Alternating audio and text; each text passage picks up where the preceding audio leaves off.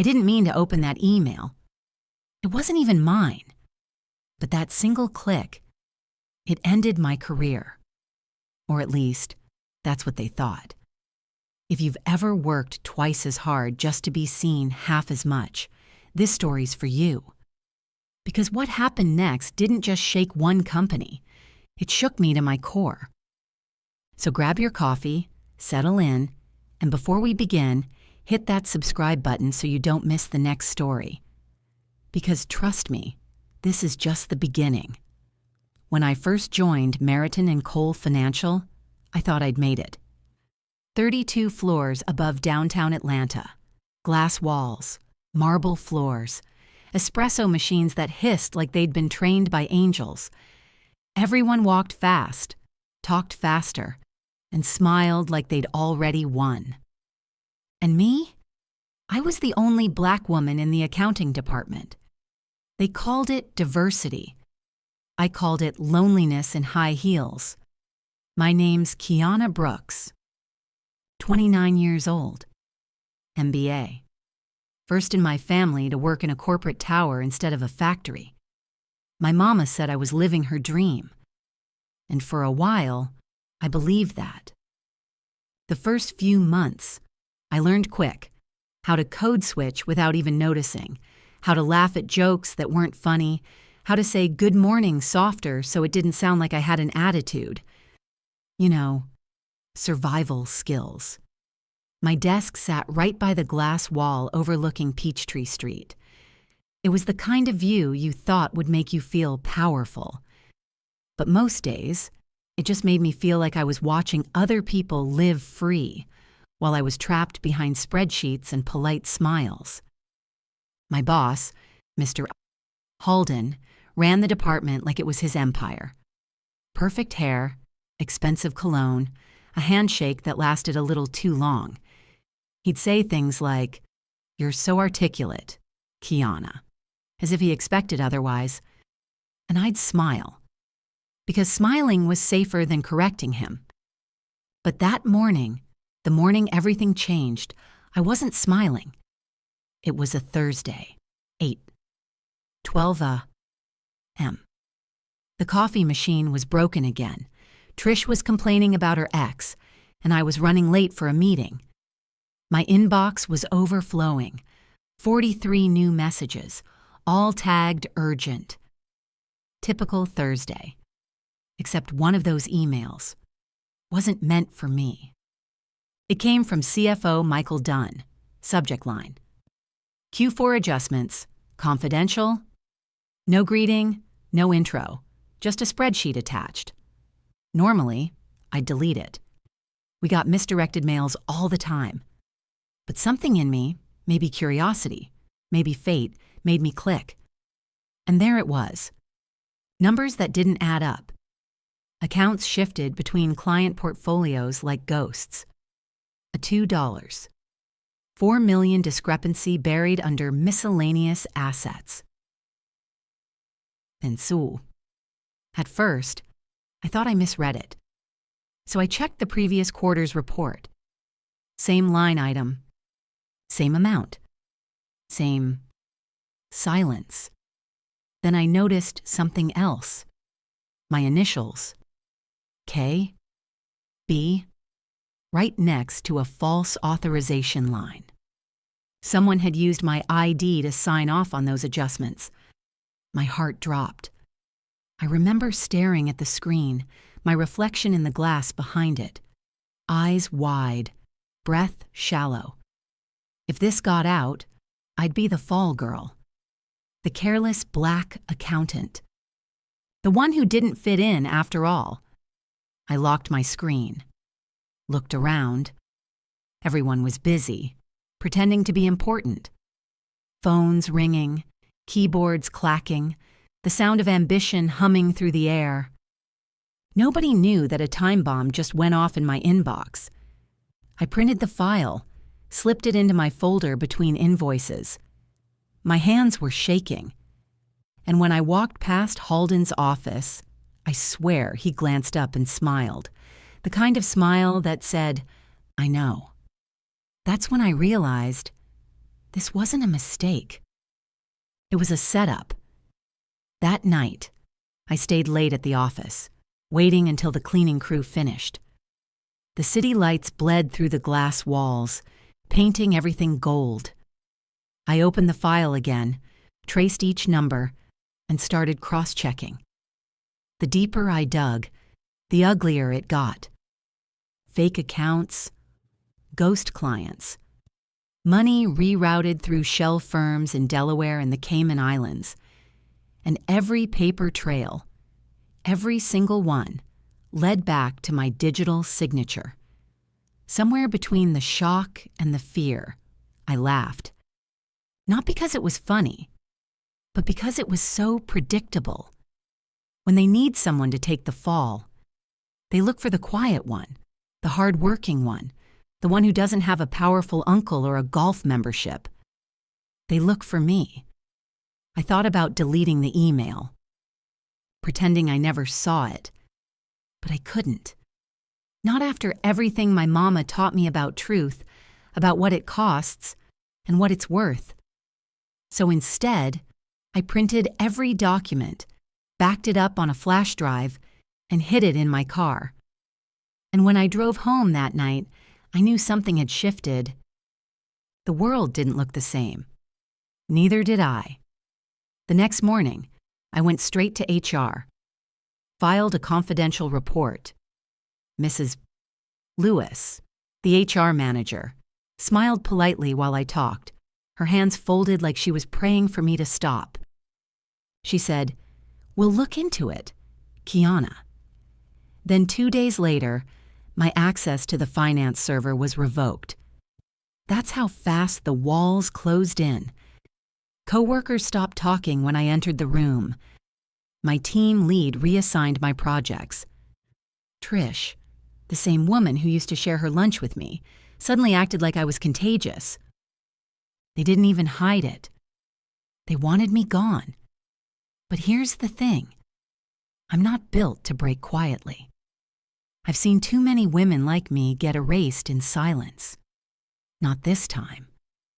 So I started collecting evidence, screenshots, email headers, internal memos, everything that could prove the truth. Every night after work, I'd sit in my car, backing up data on that little silver flash drive, whispering to myself, they think they're smarter, but they don't know who they're playing with. Sevens. Still, part of me was scared. I could feel eyes on me. In the hallways, in the break room, even in the elevator. Once, I caught Halden staring at me through the glass as I worked late. He didn't blink, didn't move, just watched. It sent a chill through me. I knew he knew. And I knew that he was waiting for me to slip. Then, the small things started happening. My parking pass stopped working. My office phone disconnected during client calls. An IT tech showed up by mistake to reset my system. It was all subtle, but intentional. They were closing in. And yet, I kept smiling, acting normal, like I didn't know. Because if I showed fear, they'd win. Every night, I'd drive home past the big Meriton logo glowing over the city. And I'd tell myself, they built their empire on silence. But I'm about to make some noise. The thing about truth is, once you see it, you can't unsee it. You can pretend, you can hide, you can delay. But it sits there, waiting. And one day, it demands to be heard. That day was coming for me. I didn't know how far they'd go to protect themselves, or how much I'd lose trying to protect my name. But I knew one thing. The next email I sent would change everything. And that's where this story truly begins. If you've ever worked in a place that smiled in your face and stabbed you in the back, if you've ever been told to stay quiet when you knew you were right, hit that subscribe button. Because what happens next will make every second you've spent in those fluorescent-lit offices feel way too real. Monday came like a storm disguised as silence. I walked into the building the same way I always did, heels clicking against the marble floor, ID badge swinging from my neck. But something was off. The air felt heavier. The smiles were gone. Rebecca at the front desk didn't even look up. Normally, she'd grin, compliment my outfit, whisper some gossip about who got promoted or who got fired. Not today. Her eyes flicked toward me for half a second, then dropped back to her computer. When people stop looking at you, that's when you know you've become a headline. The elevator ride felt endless. I could hear my own breath. Somewhere between floor 12 and 16, I realized I was bracing myself, not for the day, but for whatever story was already being told about me. When I reached my office, the whispers were waiting. Tiny fragments floating through the air, half sentences, nervous laughter, the click of someone minimizing a screen when I walked by. I didn't need to hear the words clearly. I already knew what they were saying, that I'd been out of line. Sevens, that I was too vocal. Sevens, that maybe I'd sent that email on purpose, as revenge or a stunt, or to get attention. Funny how people rewrite your story for you. I sat down at my desk. The leather chair felt colder than usual, like it had already started forgetting me. My inbox had exploded, dozens of messages with vague subject lines. Clarification needed. Following up. Quick chat? All of them circling the same thing. The email I sent Friday night. The one that called out the inconsistencies in the company's report. The one that somehow, mysteriously, got forwarded to the press over the weekend. I hadn't told a soul, but someone in this building had. And now, every good morning was a test. Every, how are you, was a trap. I opened my calendar. There it was, a new event. No subject, no organizer, just conference room, B, 9:30 a.m. It wasn't on anyone else's schedule. Not public, not shared, just mine. For a moment, I just stared at it. It's strange how something as simple as a calendar invite can make your heart race. At 9:25, I grabbed my notebook, a habit, something to hold on to, and walked down the hallway. The sound of my heels echoed louder than I wanted it to.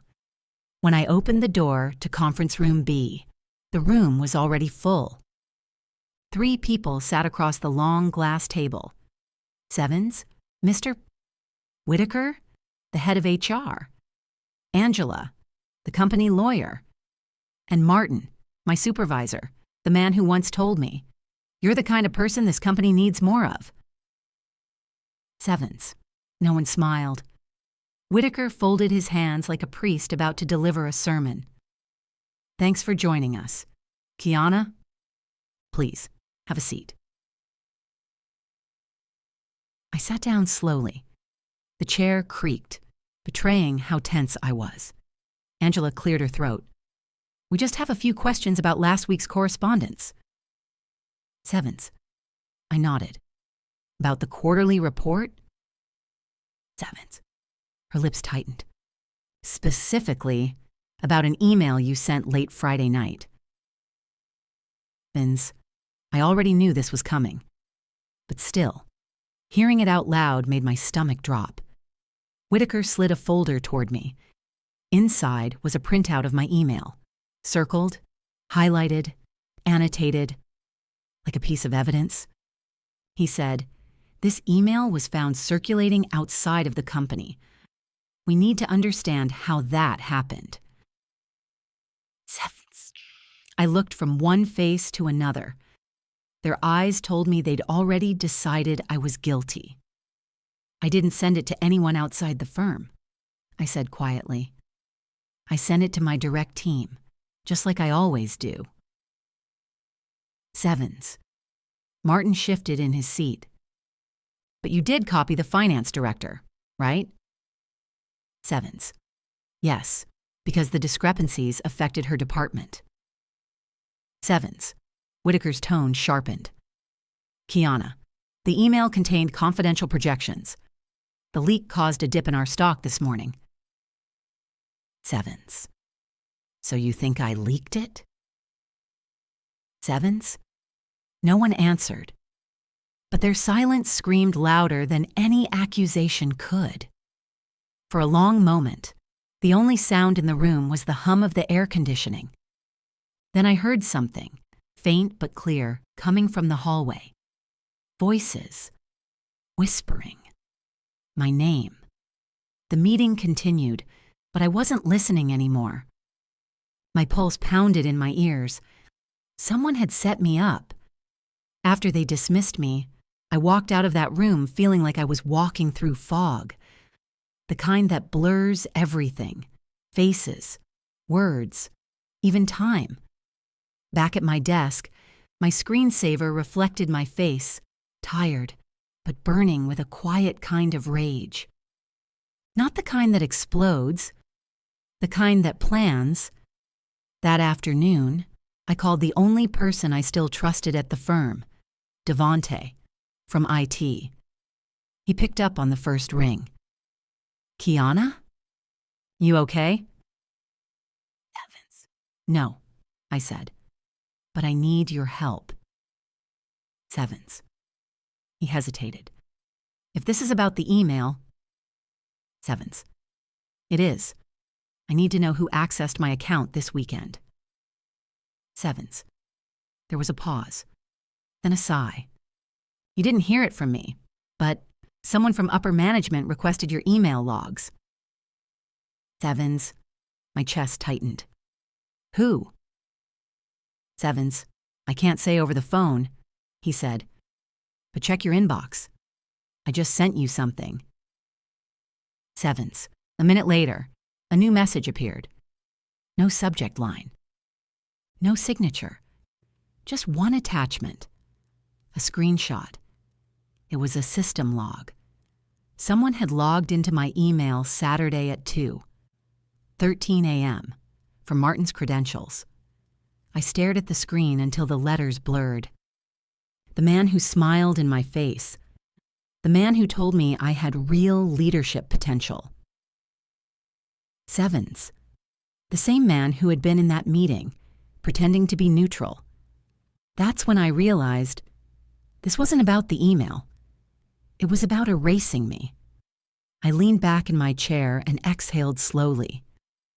They wanted a scapegoat, and they picked me because I was smart enough to find the truth, but not powerful enough to protect it.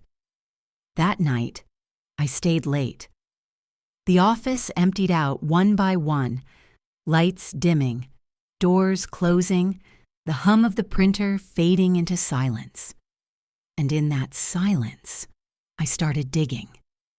Every document, every forwarded file, every metadata trace I could find. By midnight, I had it. A folder full of proof showing how they'd altered the data to inflate profits, the very thing my email had questioned. But I also had something else, a trail linking those edits directly to Martin's department. I sat there, under the flickering light of my monitor, heart steady, hands trembling just enough to remind me I was still human. And for the first time that day, I smiled. Because I knew this wasn't over. Not even close. The night I found that folder, I didn't sleep. I sat in my apartment, the city humming outside my window, sirens, laughter, the low rumble of traffic, all of it distant, like another life I wasn't part of anymore. On my coffee table lay a flash drive, small enough to lose, powerful enough to burn an empire down. I kept asking myself the same question. What now? Part of me wanted to send everything to the press, just hit attach and send, watch the building fall from afar. But the other part, the part that still believed in fairness, in proof, in justice, wanted to do it right. Clean, unshakable. By morning, I'd made my decision. I arrived at the office earlier than anyone else. The halls were quiet, bathed in that bluish light that only shows up before sunrise. My desk looked exactly as I'd left it, a half-empty mug, sticky notes curling at the edges, the faint scent of lavender lotion I always kept in the drawer. It all felt too normal, like a stage set waiting for the next scene. I plugged in the flash drive and started sorting files. Emails, spreadsheets, reports. Each one a thread in the same dirty web. The numbers weren't just miscalculated. They were rewritten. And every alteration pointed upward at 8:17 a.m. The elevator chimed. Martin's voice carried down the hallway, light and confident. He was laughing with someone. The sound made my stomach twist. He stopped by my desk on his way to his office. Morning, Kiana. Sevens. His smile was perfectly rehearsed. Rough weekend? Sevens. I looked up at him, forcing my voice steady. You could say that? Sevens. He nodded, almost sympathetic. Hang in there. These things blow over. Then he walked away. No guilt, no hesitation. Just the easy stride of a man who thinks he's already won. I watched him disappear into his glass office, the door closing like a punctuation mark. And that's when I knew. If I wanted to survive this, I couldn't just defend myself. I had to flip the story. That afternoon, I requested a private meeting with Whitaker and Angela. They scheduled it for Wednesday, enough time for them to prepare, and for me to gather more than they expected. But something shifted that day. People started looking at me again. Not warmly, not kindly, Rob, but curiously, like I was the next headline waiting to drop. In the break room, whispers followed me. She's still here? Sevens. I thought they'd suspended her. Sevens. HR's building a case. Sevens. Every word was a cut I couldn't show. That night, I stopped by Devontae's cubicle. The IT floor was nearly empty, just the hum of servers and the glow of monitors. He looked up, eyes tired. You shouldn't be here this late. Sevens. I need one more thing, I said quietly. Access logs from Martin's department. The edits in the quarterly report came from his account, but I need timestamps. Sevens. Devontae exhaled through his nose. You're walking on fire, Kiana. I already am. Vince. He hesitated, then typed something fast. Minutes later, a new folder appeared on my screen. Inside, every digital footprint they thought they'd erased. Timestamps, IP addresses, even file restore points showing Martin's direct involvement. When I thanked him, his voice dropped to a whisper. Be careful who you trust. The next day was a blur. Emails flew back and forth, HR, legal, PR. Everyone covering themselves. By Wednesday morning, the building felt tense, like a held breath. At 9:08 a.m. I walked into the conference room again. Same table, same 3 faces. But this time, I wasn't the one on trial. Whitaker started first.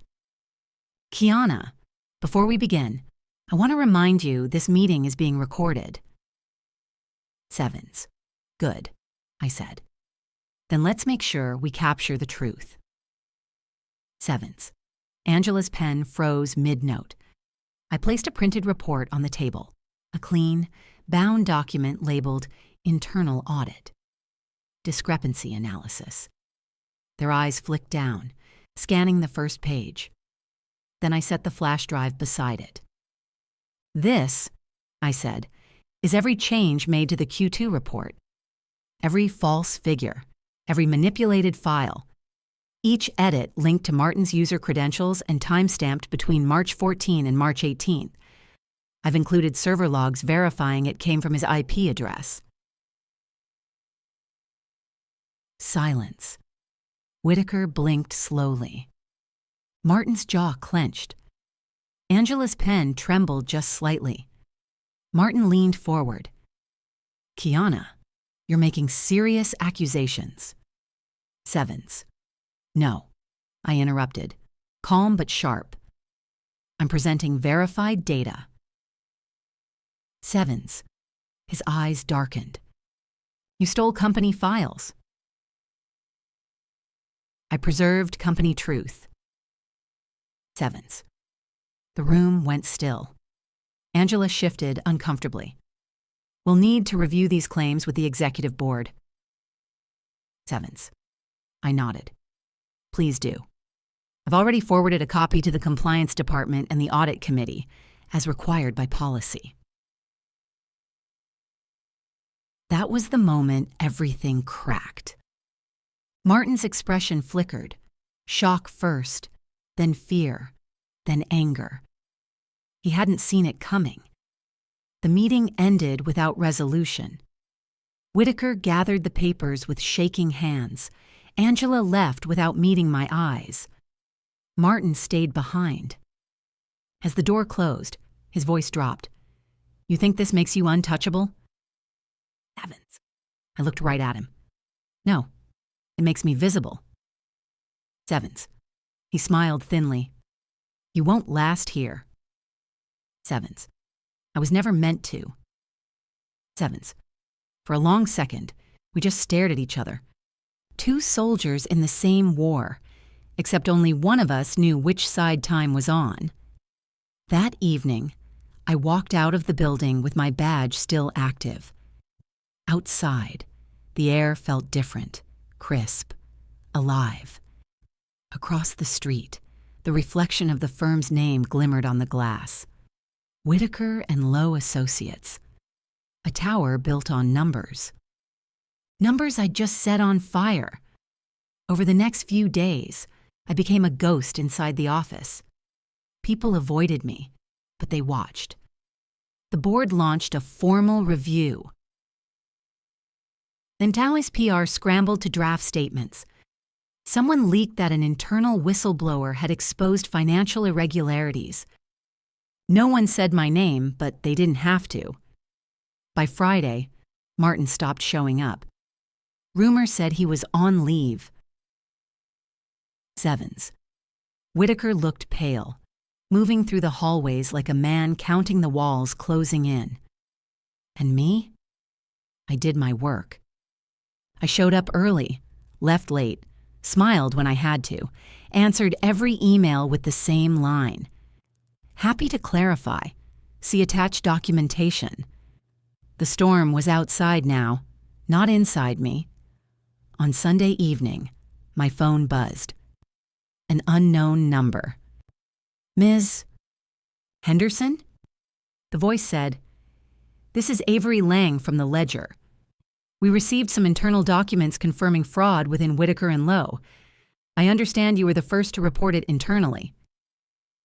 Sevens! My throat went dry. I followed policy. Sevens.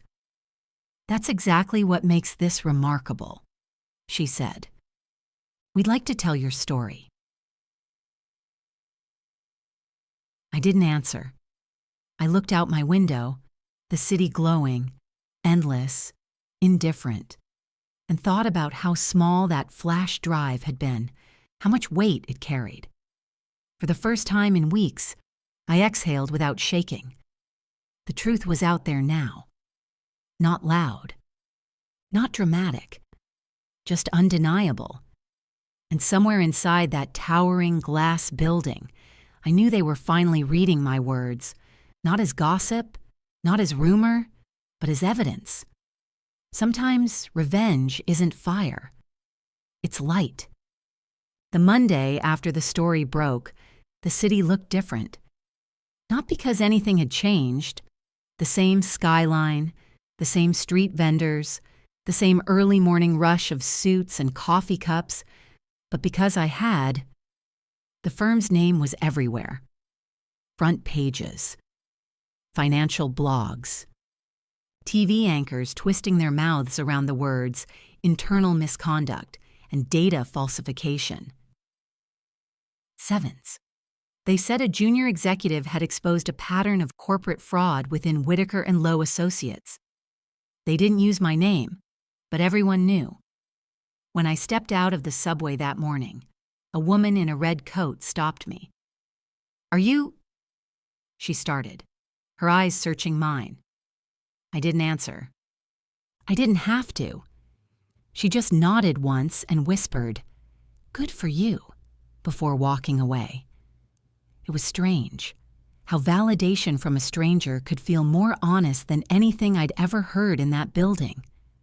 When I reached the office, security guards were stationed at the doors. The marble floor gleamed like it was trying too hard to stay spotless. I scanned my badge. It still worked. For now. Inside, the air felt sharp, electric, full of the things people wanted to say but couldn't. Desks were half empty. Some faces were gone. The rest were pale, quiet, pretending to focus on screens that no longer mattered. I passed the break room and heard the hum of the vending machine, the only sound in the room. Angela from legal sat alone at the far table, her coffee untouched. When she saw me, she froze. "Kiana," she said finally, her voice low. "They're saying the SEC's involved." "Sevens?" I'm not surprised. "Sevens?" She looked at me for a long moment. "You didn't just expose them. You cracked the whole floor open." "Sevens. I didn't do it for that," I said softly. "I did it because they thought they could rewrite the truth." "Sevens." Her lips parted, but no words came. After a while, she just nodded. The kind of nod people give when they finally see the cost of silence. By noon, a memo went out. Sevens, effective immediately. Martin Lowe has resigned as managing partner. An independent audit will begin this week.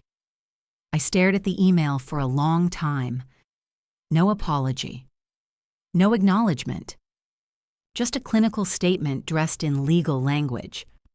But I didn't need their apology. I needed air. I left the office early that day, walking aimlessly through the city until the sound of traffic drowned my thoughts. It was mid-autumn, the wind threading through the trees, carrying that faint scent of rain and something ending. I found a bench in the small park behind the courthouse and sat there, watching the leaves drift. For the first time in months, I felt still. When I closed my eyes, I saw the conference room again, the bright lights, the cold table, the folder sliding across the surface. I thought about how much it had taken to stay composed, how every calm breath had cost me a piece of myself. Revenge stories always sound clean when you're on the outside. But the truth is, winning still hurts. The next few weeks moved like fog. Investigators came. Interviews happened. HR avoided eye contact. The CEO stepped down for health reasons. Sevens. A press release declared the company's renewed commitment to transparency. Sevens. And me? I was still showing up, still signing documents, still existing between headlines. One morning, Devante found me by the copy machine, a half smile tugging at his face. "Looks like they're rebuilding," he said. "Maybe," I replied. He studied me for a second. "And you? What are you going to do?" "Sevens." I looked at the stack of files in my hands, all those years of effort, all those late nights that now felt like ashes. "I don't know," I said. "But I think I'm finally free to find out." "Sevens." He nodded, quiet pride in his eyes. "You did good, Kiana." Sevens. After he left, I stood there for a while, staring at the blinking green light on the copier. It felt strange to realize I didn't belong there anymore. Not because they pushed me out, but because I'd outgrown the cage. That Friday, I cleared my desk. I didn't tell anyone I was leaving. No farewell email, no staged goodbye. Just a quiet exit through the same revolving door where it had all begun. Outside, the city glimmered like a pulse, alive, unbothered, waiting. I walked until my heels ached, until the sound of my own footsteps became a rhythm I could breathe to. At the corner near Lexington, I stopped by a small cafe. The kind of place no one from the firm would ever go. Mismatched chairs, jazz humming from an old speaker, the smell of cinnamon and paper. I ordered coffee and sat by the window, watching people rush past in their Monday armor, briefcases, earbuds, blank expressions. It hit me then. How much of my life had been spent proving myself to rooms that were never meant to understand me. All those polished smiles, those performance reviews, those quiet calculations of how much of myself I was allowed to show. I remembered the first day I joined the firm, how proud my mother had been, how she'd said, "You'll have to work twice as hard, baby, but don't let them make you smaller." Sevens? I thought I understood her then. Now I really did. That night, I opened my laptop and started writing. Not an email this time. A statement. Not for them, but for me. Every line was a release. What I'd seen, what I'd endured, what I'd learned. I wrote until my hands cramped, until the city lights outside faded into dawn. And when I finished, I felt something I hadn't in a long time. Peace. Days turned into weeks. Whitaker and Lowe shrank, then dissolved. The headlines moved on to the next scandal, the next storm. But sometimes, late at night, I'd get a message from someone I'd never met. A young analyst, a paralegal, a woman starting her first job. Each one said some version of the same thing. Sevens. Thank you for not staying quiet. Sevens. I never replied. I didn't need to. Because the truth, once spoken, doesn't need a voice to keep echoing. Months later, I passed by the old building again. The logo had been stripped from the glass. The lobby lights were off. Only my reflection remained, framed in the empty doorway.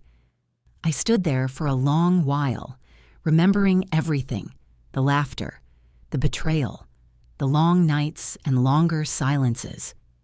And then, slowly, I smiled. Not out of triumph, but because I finally understood something simple, something quiet. Sometimes the real victory isn't in being heard. It's in never letting them rewrite your truth again. I turned away, the wind catching my hair as I walked down the street.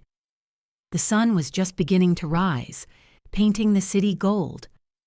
For the first time in years, I wasn't late for anything. I was exactly where I was supposed to be. And as I disappeared into the morning crowd, I carried nothing from that place. Sevens, no bitterness, no regret. Sevens, only the memory of a woman who refused to stay silent. I didn't sleep the night before the meeting. Not because I was nervous, no, that feeling had passed weeks ago. What I felt now was something colder, steadier. Like the moment before a storm hits and the air turns sharp.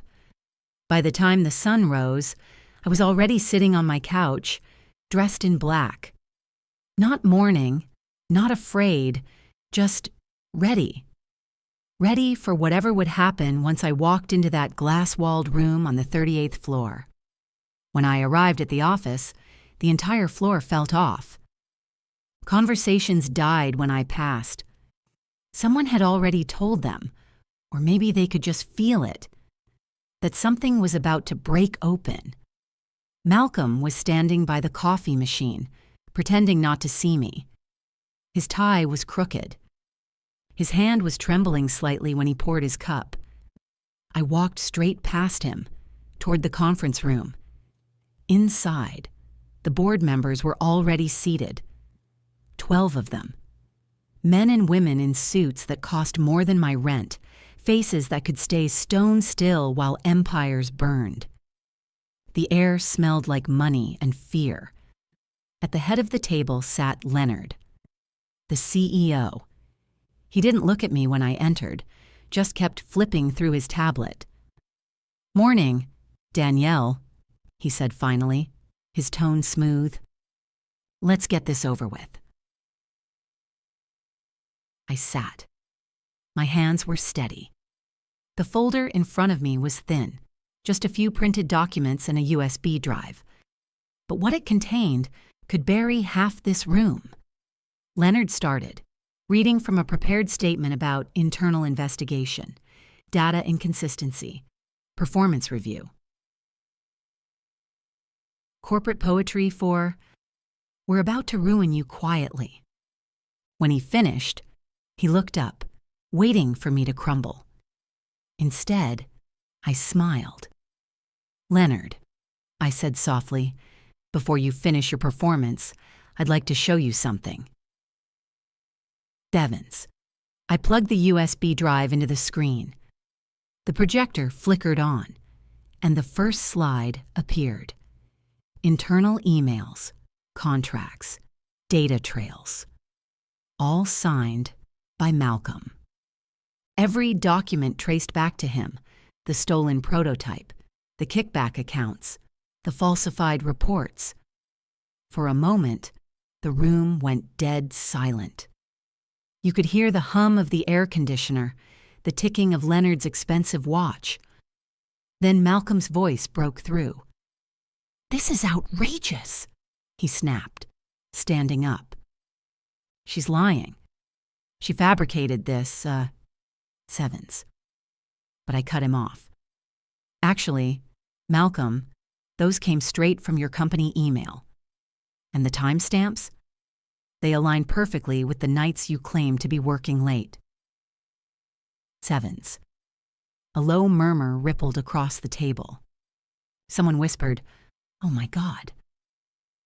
Sevens. I clicked again, and a recording began to play. His voice, clear as day, bragging to a supplier about how he'd cleaned up the project and how Danielle's too naive to notice. Sevens. He froze. The blood drained from his face. Leonard finally looked up from his tablet. "Is this true?" he asked, his voice measured but tight.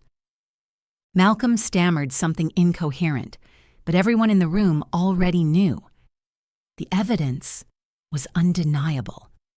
I sat back, watching him unravel, not with glee, but with a deep, tired kind of satisfaction. The kind you feel when a wound finally closes, even if the scar will always remain. Leonard turned to me. "Why didn't you bring this to me sooner?" Evans. I held his gaze. "Because when I tried, you told me to stay in my lane." Sevens. Silence again.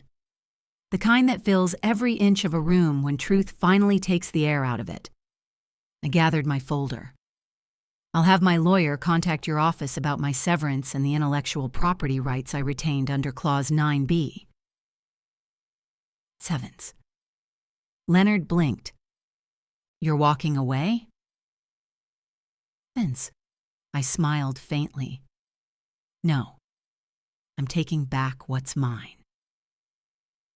Sevens. And I left. Just like that. No grand speech, no tears, no apologies. When the elevator doors closed behind me, I exhaled for the first time in months. My hands trembled, not from fear, but from the release of everything I'd held inside. The next morning, news broke. Senior executive suspended amid internal scandal. Malcolm's photo was everywhere, red-eyed, disheveled, cornered. I didn't call anyone. Didn't text. I just sat by my window, watching the city move on as if nothing had happened. That's how it always is. The world keeps spinning, even after your storm passes. But then, my phone buzzed. Unknown number. A text message. Danielle, I saw what you did. We need to talk, confidentially. Sevens. It was from an executive at another firm, a woman I'd met briefly at a conference 2 years ago. She'd heard what happened, seen the evidence that had leaked, and wanted to meet. When I walked into her office 2 days later, she stood and hugged me. You don't know how many of us needed to see that, she said quietly. Someone who didn't back down. Fins, her company, smaller, but clean, innovative, offered me a position on the spot. Not out of pity, but respect. Still, I told her I needed time, because I wasn't sure what I wanted anymore. That evening, I took the train home, sitting by the window, watching my reflection in the glass, a face that looked both familiar and entirely new.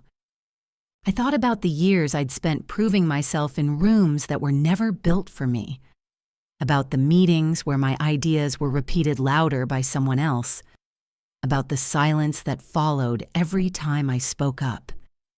And now, finally, I thought about the sound that replaced that silence, the truth, loud and unshakable. When I reached home, I took off my heels and walked barefoot across the wooden floor. The city lights outside blinked like 1,000 witnesses. I opened my laptop, not to check emails, but to write. The title at the top of the page. Sevens, the fire that tried to bury me. Sevens, because that's what it had been. They tried to burn me out. Instead, they forged me. And maybe, I thought, this wasn't the end at all. Maybe it was the start of something I hadn't yet dared to imagine. The morning light seeped through my blinds like a quiet reminder that the world keeps turning, whether we're ready or not. I sat at my desk with my laptop open, the city humming outside my window, and thought about everything that had happened. About Malcolm, about the boardroom, about the nights I cried alone at my apartment, wondering if any of it would matter. I realized something then. The lesson isn't about revenge. It's never really about revenge. What I'd learned, painfully and thoroughly, is about truth. About how, no matter how small or loud your voice feels, it is yours to own. And when you hold on to it, honestly, unwaveringly, the world has no choice but to notice. For years, I had conformed, softened myself, muted my instincts to fit into a mold that wasn't meant for me. I smiled when I wanted to scream, stayed quiet when I wanted to shout. And for what? Recognition? Validation? A corner office with a view? None of it mattered. What mattered was being true to myself. It was terrifying at first, admitting that I couldn't hide anymore, that my integrity couldn't bend to someone else's convenience. But once I embraced it, the air around me changed. The fear thinned. The fog lifted. I remembered sitting in that glass-walled conference room, watching Malcolm's face fall as the evidence hit. In that instant, I didn't feel triumph. I felt clarity. I felt the simple, brutal satisfaction of knowing I hadn't compromised myself, that I had done right by the truth. And that clarity carried me out of the building, past the elevator doors, past the security guard's cautious glance, into a city that didn't yet know how powerful honesty could be. Weeks passed. Whitaker and Lowe dissolved. Malcolm disappeared into the headlines, a cautionary tale. The firm's employees, those who had turned a blind eye or participated in quiet complicity, faced consequences or moved on. But me? I began to rebuild. Not from revenge or anger, but from understanding. I started consulting, helping other professionals navigate corporate chaos, mentoring those who feared their voices weren't strong enough. Every meeting, every call reminded me of the first rule I'd learned. Integrity matters more than approval. Courage matters more than comfort. And yet, there were days when doubt crept in. Nights when I'd stare at the ceiling, wondering if I had done enough, if I could have prevented someone else's suffering. But slowly, I learned to forgive myself, to understand that the value of truth isn't measured by how loudly it shouts, but by the quiet power it holds within you. I realized that life, like the corporate ladder I'd once obsessed over, isn't a straight path. It twists and bends, sometimes breaking you, sometimes elevating you. And the only way to navigate it is with unwavering belief in yourself. Belief that you can endure betrayal, endure injustice, endure silence, and still rise. Sitting there, I began writing my story. Not for fame, not for revenge, but to remind myself, and anyone who might read it, that no power in the world can diminish a voice that speaks truthfully. Every paragraph I typed was a meditation on courage, a meditation on self-respect, a meditation on the quiet, unshakable fire within. I included the small details too, the nights of loneliness, the moments of fear, the tiny victories like Devante sending me those logs or a stranger acknowledging my courage. Each detail mattered. Each moment was proof that integrity was more than an abstract concept. It was lived, breathed, experienced. It was real. And then I started thinking about those who had doubted me. Not with anger, but with compassion. They didn't know better. They had been shaped by systems, by fear, by greed. My journey wasn't just about me.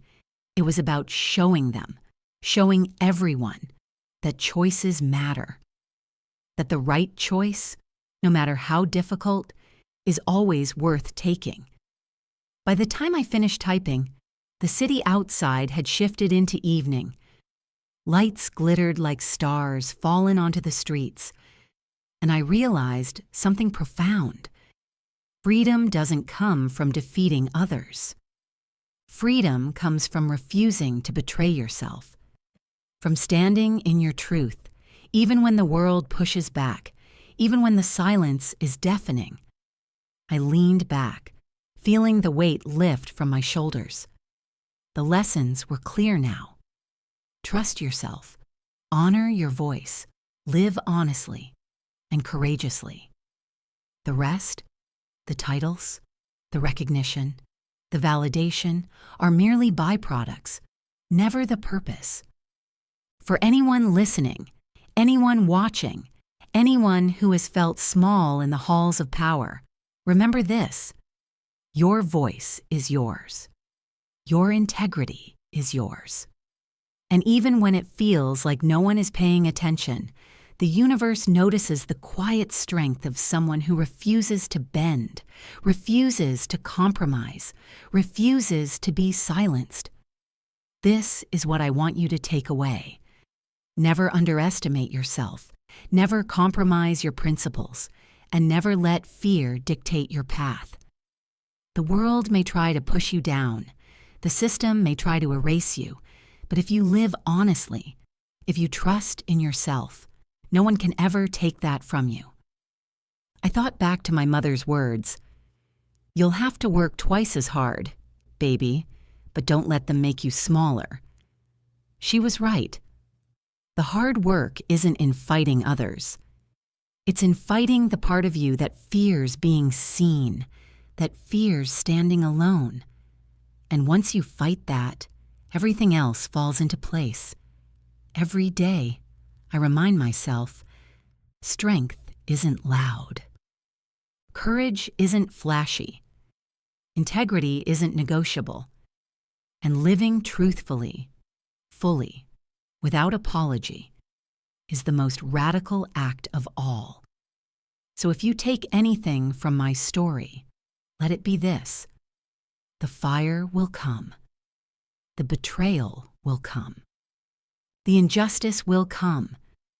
But you, standing in your truth, trusting your instincts, embracing your integrity, that is the thing that cannot be touched, cannot be broken, cannot be erased. That is your power. And as I close my laptop and watch the city fade into night, I know that this story isn't just mine. It's anyone's who has ever felt small, silenced, overlooked, or dismissed. And it's a reminder. The world notices those who dare to live fully, honestly, and bravely. Because in the end, the only revenge that matters isn't the one you take on others. It's the life you build for yourself, the life you live without apology, the life you choose day after day, grounded in truth, fueled by courage, and guided by the unwavering belief that you are enough and always will be. So live that life, speak that truth, stand that ground. And when the world tries to shake you, remember, the fire that tests you also forges you. You are stronger than you think, braver than you feel, and your voice, your authentic, unyielding voice, is unstoppable. Remember, the fire may come, betrayal may come, silence may come, but your voice, your courage, your truth, that is untouchable. Stand firm, trust yourself, and let the world hear you. If Danielle's story inspired you, like this video, share it with someone who needs it, comment your thoughts or experiences, and subscribe to join the journey. Every voice counts. Every story matters. And together, we rise.